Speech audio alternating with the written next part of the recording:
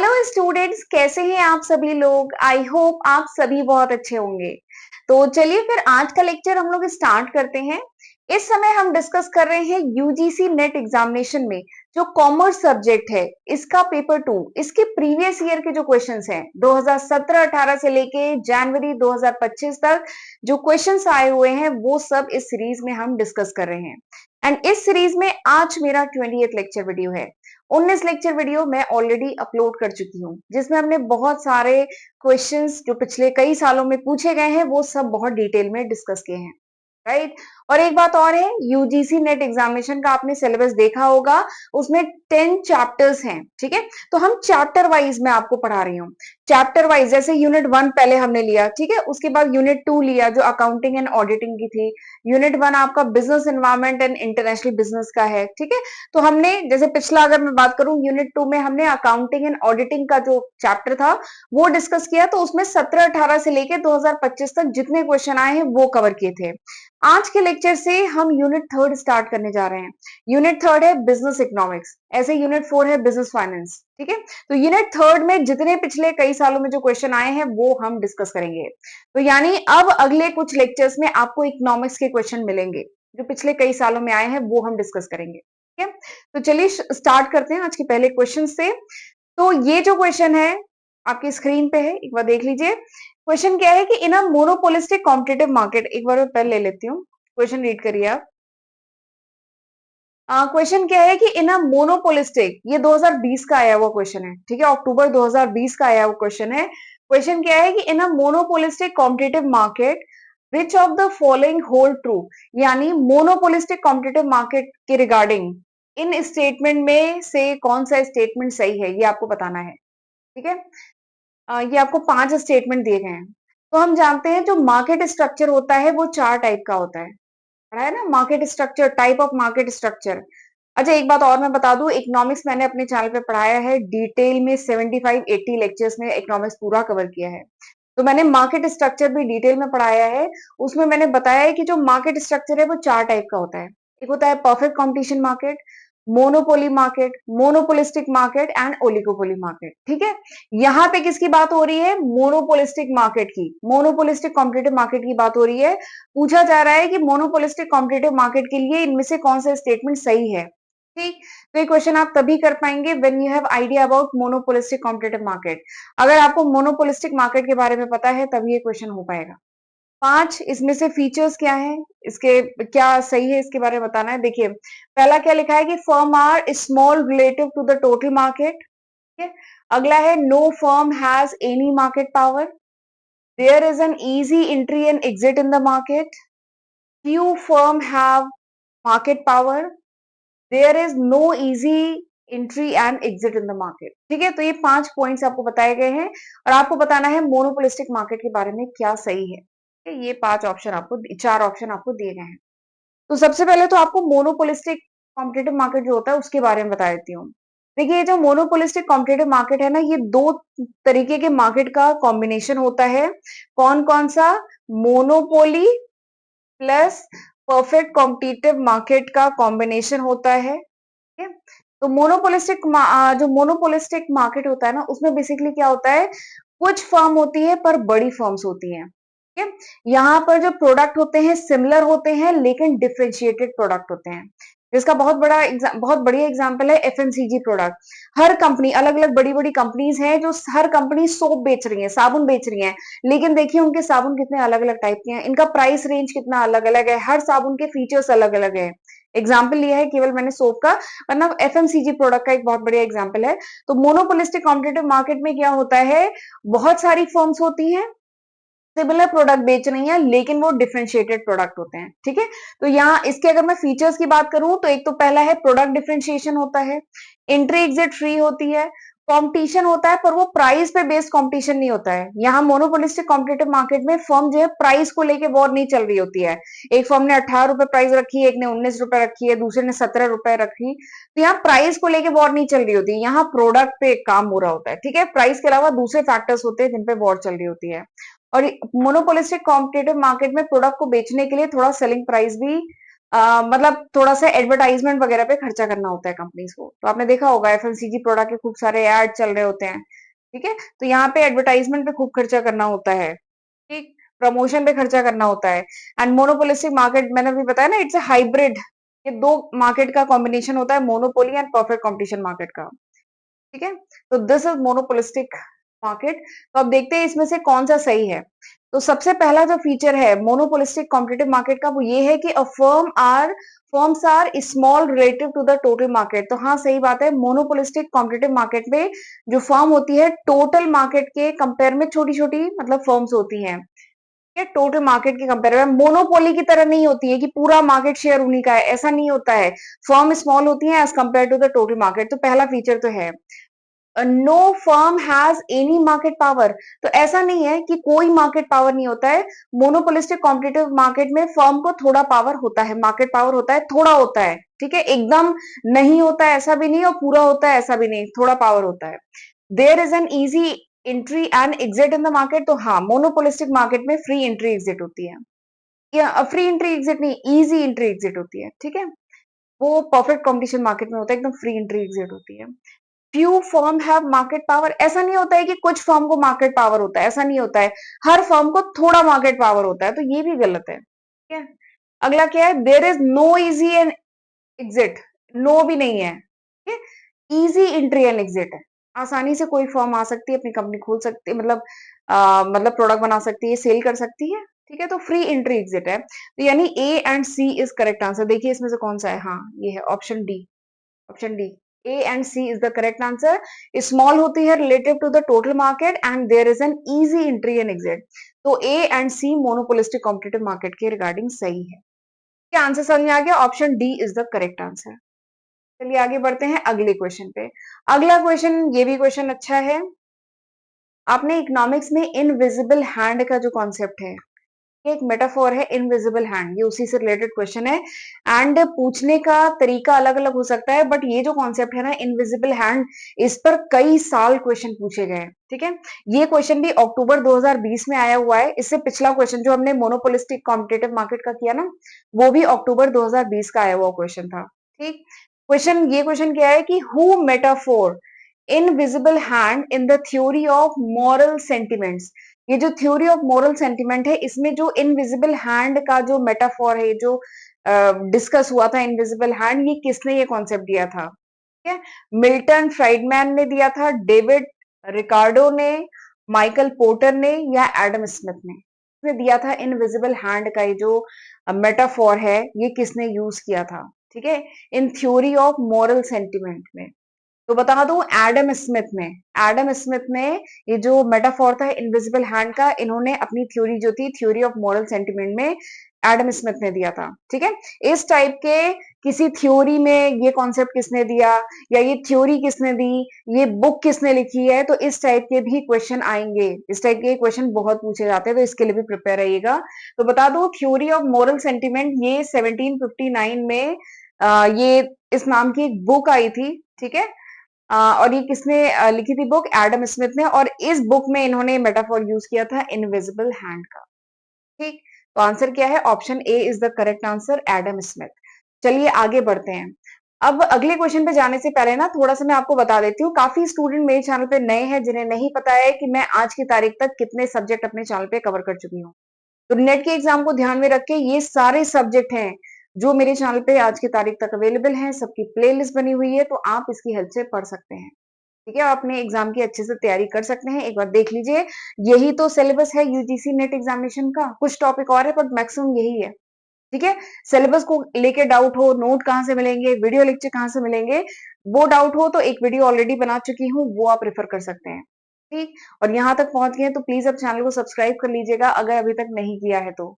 And video पसंद आ रहा है तो प्लीज लाइक अभी कर लीजिए, बाद में आप भूल जाएंगे। एंड कमेंट कर दीजिए कि ये लेक्चर कैसा था, कैसा आपको लगा, कैसा लग रहा है, समझ में आ रहा है कि नहीं आ रहा है। एंड अपने फ्रेंड के साथ भी इसको जरूर शेयर करिएगा, ठीक है? नोट्स वगैरह चाहिए तो एप्लीकेशन डाउनलोड कर लीजिएगा, आपको लिंक डिस्क्रिप्शन में मिल जाएगा।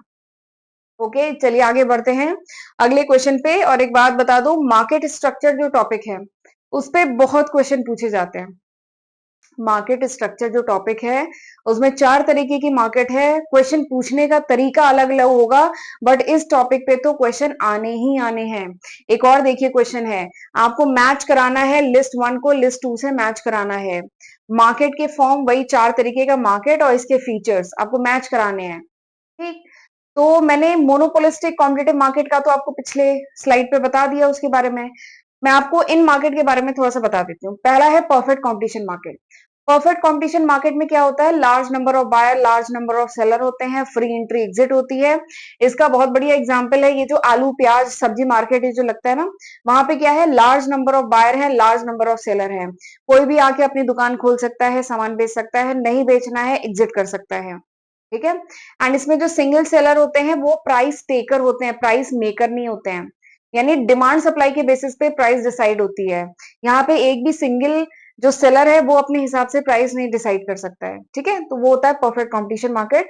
एंड इसमें होमोजीनियस प्रोडक्ट बिक रहा होता है। होमोजीनियस मतलब सिमिलर प्रोडक्ट, एक जैसा, होमोजीनियस आलू प्याज टमाटर सब एक जैसा है, किसी भी दुकान से लीजिए। ठीक है, देखिए यहाँ से मैच हो गया, इससे मैच हो रहा है, perfect competition market homogeneous product होते हैं। ठीक, अगला क्या है, मोनोपोली मार्केट। मोनोपोली, मोनो मतलब सिंगल, ठीक है, जहां पे सिंगल सेलर हो।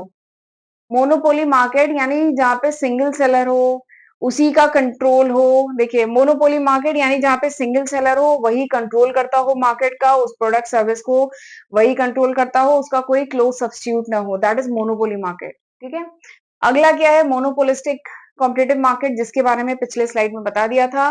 मोनोपोलिस्टिक मार्केट में क्या होता है, किस बात पे फोकस होता है, चलिए आते हैं हम आगे। अगला क्या है, ओलिगोपोली मार्केट। ओलिगोपोली के बारे में भी जान लेते हैं। ओलिगोपोली मार्केट जो होता है ना, इसमें कह लीजिए कुछ फर्म्स होती हैं और बड़ी फर्म्स होती हैं, बड़े ऑर्गेनाइजेशंस होती हैं, बड़ी बड़ी कंपनियां होती हैं, बट कुछ होती हैं। और यहाँ पर एक फर्म का दूसरे फर्म पे इंटरडिपेंडेंस होता है प्राइस एंड आउटपुट को लेके। जो किंग डिमांड कर्व बनाते थे ना, वो ओलिगोपोली मार्केट में ही बनाते थे। तो यहाँ पे बड़ी बड़ी फर्म्स हैं, कुछ फर्म होती हैं, एंड इनका प्राइस एंड आउटपुट को लेके एक दूसरे पर डिपेंड करती हैं। एक फर्म ने अपनी प्राइस को 18 रुपए किया तो उसके रिस्पेक्ट में दूसरी फर्म शायद 70 रुपए कर 17 रुपीज कर देगी। ठीक है, तो एक फर्म ने प्राइस चेंज किया तो उसका उससे दूसरी फर्म उस पर रिएक्ट करती है। तो इस टाइप का होता है ओलिगोपोली मार्केट में। इसका बहुत बढ़िया एग्जाम्पल है आपका, जैसे नहीं, मैन्युफैक्चरिंग जो सेक्टर है, जैसे एल्यूमिनियम हुआ, स्टील हुआ, ठीक है, ये जो मैन्युफैक्चर करते हैं ये सब ओलिगोपोली मार्केट में आता है। तो देखिए लिखा है ओलिगोपोली मार्केट में इंटरडिपेंडेंस होता है प्राइसिंग एंड आउटपुट का, एडवर्टाइजिंग एफर्ट होता है। ठीक, एंड किसी भी नई फर्म को ओलिगोपोली मार्केट में इंटर करने में एफर्ट करना पड़ता है, इतनी आसानी से नहीं होता। ठीक है, तो ये आपको मैंने सभी के कुछ फीचर्स बता दिए। तो देखिए ए किससे मैच हो रहा है, 3 से। तो देखिए ए 3 से कहाँ मैच हो रहा है, यहाँ मैच हो रहा है ना, पहले ही मुझे पता चल गया, दिस इज द आंसर। अगर ये मैचिंग वाले में ना आप एक के लिए भी अगर 100% श्योर है और वो अगर इस तरीके से आ जा रहा है, देखिए ए कहीं पे भी 3 से मैच नहीं हो रहा है, ए 3 से यहाँ पे मैच हो रहा है, यानी मुझे पता है ये कब आया क्वेश्चन, जून 2023 का है वो क्वेश्चन है। तो यानी मुझे समझ में आ गया है कि option C is the correct answer. ठीक है, बट चलिए और देख लेते हैं मोनोपोलिस्टिक मार्केट में और क्या होता है। मोनोपोलिस्टिक मार्केट में प्राइस को लेके वॉर नहीं होती। जो मोनोपोलिस्टिक मार्केट है इसका बहुत बढ़िया एग्जांपल है FMCG product, soap shampoo cream वगैरह ये जो होते हैं। तो यहाँ क्या प्राइस को लेके वॉर हो रही होती है, नहीं, प्रोडक्ट इंप्रूवमेंट पे। यहाँ पे हर फर्म अपने प्रोडक्ट को और ज्यादा इंप्रूव करने की कोशिश करती है ताकि लोग इसके लिए फिर प्राइस पे करने के लिए रेडी हैं। ठीक है, परफ्यूम में एग्जाम्पल लें तो हर फर्म अपने आप जो परफ्यूम है उसको और मतलब नहीं क्लासी बनाने की कोशिश करती है, फिर कस्टमर प्राइस पे करने के लिए रेडी है। तो यहाँ पे प्राइस की वॉर नहीं हो रही होती है, यहाँ पे प्रोडक्ट इंप्रूवमेंट पे काम हो रहा होता है। तो मोनोपोलिस्टिक मार्केट में क्या होता है, प्रोडक्ट इंप्रूवमेंट। तो सी किससे मैच होता है, सेकंड से। तो देखिए यहाँ से हो गया, एक और वेरीफाई मैंने कर दिया। अगला क्या है, ये जो ओलिगोपोली मार्केट होता है इसमें प्राइस रिजिडिटी होती है, मोनोपोली मार्केट में प्राइस डिस्क्रिमिनेशन होता है। ठीक है, तो ये मैच हो रहा है, तो option C is the correct answer. ठीक है, तो इकोनॉमिक्स में मार्क करिएगा, मार्केट स्ट्रक्चर से क्वेश्चन आता ही आता है, बस पूछने का तरीका अलग अलग होगा। राइट, चलिए अगला क्वेश्चन देखते हैं। अगला क्वेश्चन, ये क्वेश्चन क्या है, मैंने बताया ना इस टाइप का स्टेटमेंट है, ये स्टेटमेंट किसने दिया है, इस बुक के ऑथर कौन है, ये थ्योरी किसने दी है, इस टाइप के क्वेश्चन बहुत आते हैं। तो ऐसे ही एक और क्वेश्चन है कि who was of the opinion that labour was the father of wealth.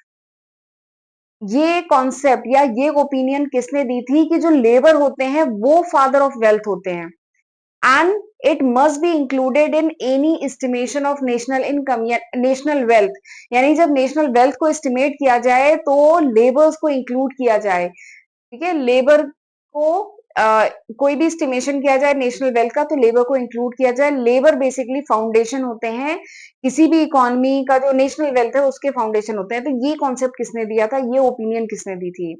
William फार ने दी थी, विलियम पेटी ने दी थी, विलियम सी फाइल ने दी थी, या फ्लैम हॉल्स ने दी थी? किसने दिया था? तो आपको मैं बता दूं, ये जो कॉन्सेप्ट है ना, ये जो फ्रेज है कि labour was the father of wealth, labour कौन है? Labour is the father of wealth. ये कॉन्सेप्ट दिया था 17th सेंचुरी में इंग्लिश इकोनॉमिस्ट सर विलियम पेटी। ठीक है, ये इंग्लिश इकोनॉमिस्ट थे, साइंटिस्ट थे, फिजिशियन थे, सर विलियम पेटी। इन्होंने ये कॉन्सेप्ट दिया था कि जो लेबर है होते हैं वो फाउंडेशन होते हैं किसी भी इकोनॉमी के। He is the true foundation of Nations wealth. किसी भी नेशन की वेल्थ के जो सबसे इंपॉर्टेंट फाउंडेशन होते हैं वो वहां के लेबर होते हैं। तो ये कॉन्सेप्ट किसने दिया था? सर विलियम पेटी ने दिया था। तो option B is the correct answer. ठीक है, एंड ये जो क्वेश्चन है ना, ये आया हुआ है, इसमें मैंने यहाँ पे लिखा हुआ है दिसंबर 2023 का क्वेश्चन है। ये जो लास्ट के 3 क्वेश्चन है ना, ये दिसंबर 2023 के क्वेश्चन है। ये कब आया हुआ है? दिसंबर 2023 का ये क्वेश्चन है। इसे मैंने यहाँ पे डेट नहीं डाली है, इसमें वो स्कैन करने में ना वो मिस हो गया है। चलिए अगले क्वेश्चन पे देखते हैं। अगला क्वेश्चन भी मैचिंग का क्वेश्चन है, ये मार्केट स्ट्रक्चर का ही क्वेश्चन है। ठीक है, दिसंबर 2023 का क्वेश्चन है, मार्केट स्ट्रक्चर का है। यहाँ पे एक स्केल का डिस्कस हुआ है, स्केल के बारे में बात की गई है। ठीक है, कौन सी स्केल है?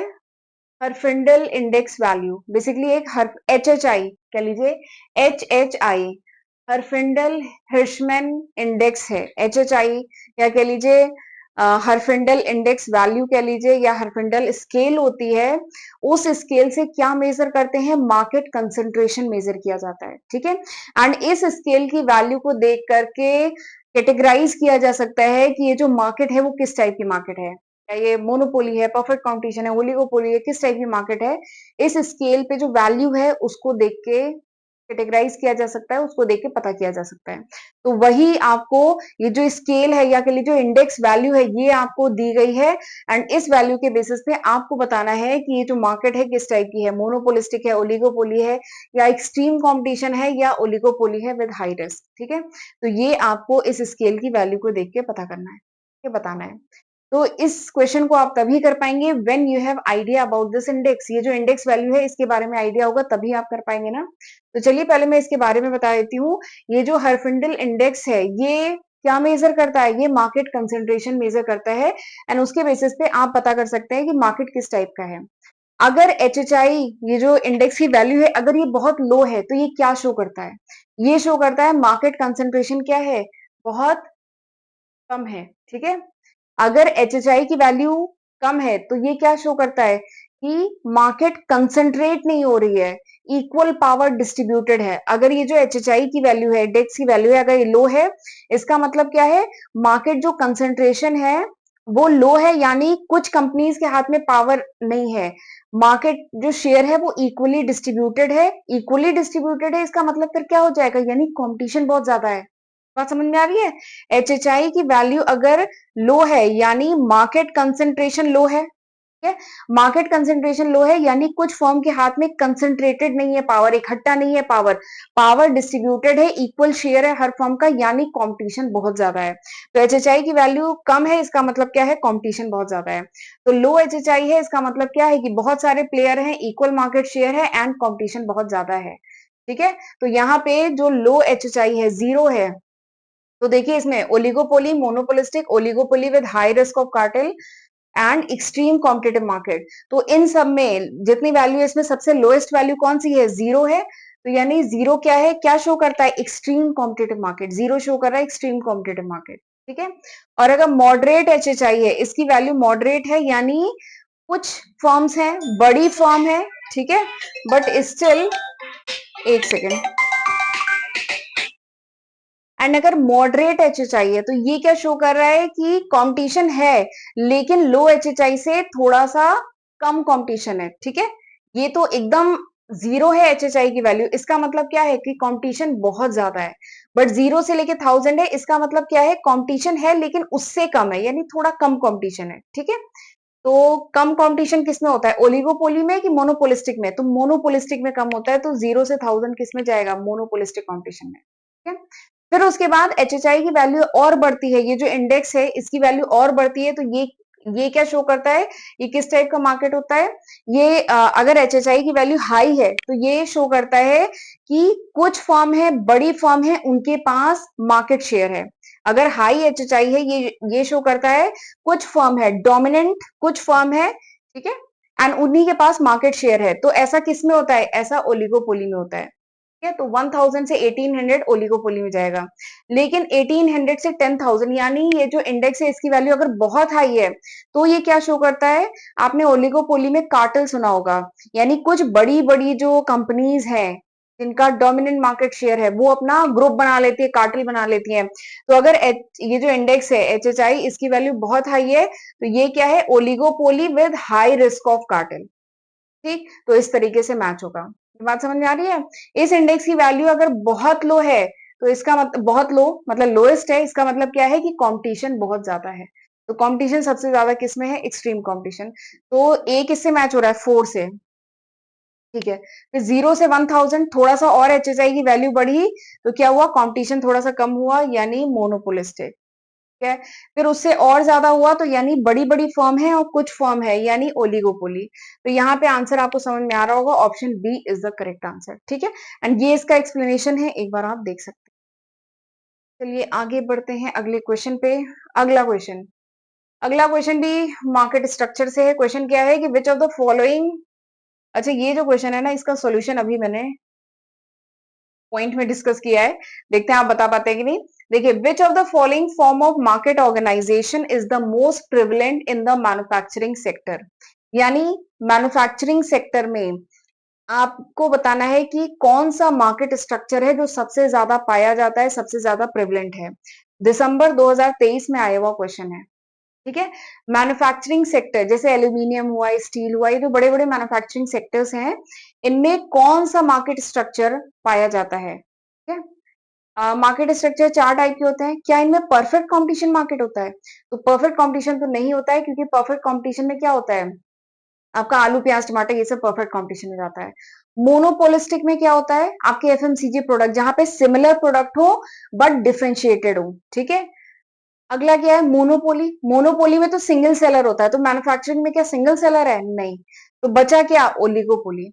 तो बता दूं आपको, और वैसे भी अभी पिछली स्लाइड में डिस्कस मैंने किया है कि मैन्युफैक्चरिंग सेक्टर में जनरली क्या होता है, ओलिगोपोली मार्केट स्ट्रक्चर होता है। तो आपको पूछा गया ना कि which of the following form of market organization सबसे ज्यादा प्रिवलेंट है मैन्युफैक्चरिंग सेक्टर में, तो ओलिगोपोली सबसे ज्यादा प्रिवलेंट है।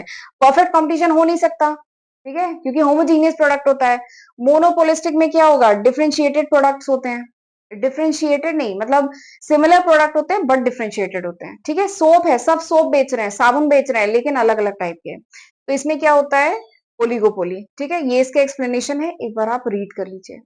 तो ये इसकी एक्सप्लेनेशन है, एक बार आप देख सकते हैं। ये देखिए मैंने यहाँ पे लिखा है कि इस टाइप का मार्केट सबसे ज्यादा प्रेवलेंट किन सेक्टर्स में है, जैसे एल्यूमिनियम हुआ, स्टील हुआ, इलेक्ट्रिकल इक्विपमेंट हुए, कंज्यूमर गुड्स हुए, तो वहां पे ओलिगोपोली मार्केट होती है। ठीक है, अच्छा चलिए आज हम बस इतना ही रखते हैं। आज के लेक्चर में हम इतने क्वेश्चन ही डिस्कस करते हैं। मैं कम कम क्वेश्चन करा रही हूँ ताकि आप अच्छे से रिवाइज कर सकें।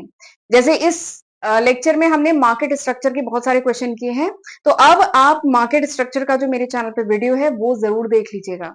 ठीक है, वहां से समझिए, बुक से पढ़िए, बट ये टॉपिक जरूर अच्छे से करके जाइएगा, बहुत क्वेश्चन इस टॉपिक से पूछे जाते हैं। ठीक है, तो चलिए फिर आज का लेक्चर मैं यहीं पे वाइंड अप करती हूँ। चैनल अभी तक नहीं सब्सक्राइब किया है तो जरूर सब्सक्राइब कर लीजिएगा। ठीक है, एंड वीडियो पसंद आए तो जरूर लाइक करके जाइएगा। एक एक वीडियो बनाने में बहुत मेहनत लगती है, बहुत एफर्ट लगता है, तो आप भी हमें इसी तरीके से सपोर्ट करते रहा करिए। ठीक है, तो चलिए फिर मिलते हैं अगले लेक्चर वीडियो में, तब तक अपना ध्यान रखिएगा। God bless you.